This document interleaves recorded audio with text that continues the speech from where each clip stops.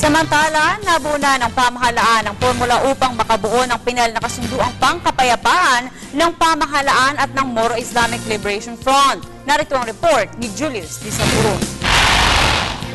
Isang pag-asa ang nakikita sa paglalagda ng peace agreement sa pagitan ng pamahalaan at ng Moro Islamic Liberation Front o MILF. Ito ay dahil sa naaprubahan na ni Pangulong Benigno Simeon Aquino III ang isang binalangkas na draft para sa panukalang wealth sharing sa pagitan ng naturang grupo. Ang aspeto ng wealth sharing ay nakapaloob sa annexes ng binubuong final agreement.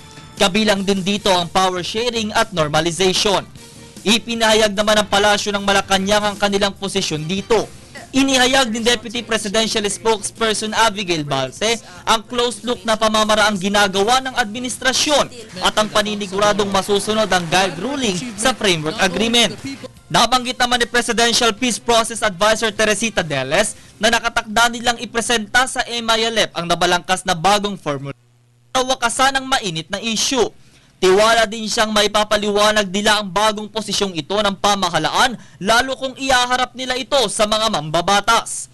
Maaalalang tumangging magbahagi si MILF Vice Chairman for Political Affairs Gadzali Jaafar sa naging panayam sa kanya kung ano na nga ba ang posisyon ng nabanggit na usapan. Sa nakikitang posibilidad na formal na malagdaan ng peace agreement, magiging daan ito para lalo pang magkaisa at matapos ang sigalot sa pagitan ng dalawang panig kabilang ang 40 taong conflict sa Muslim Mindanao.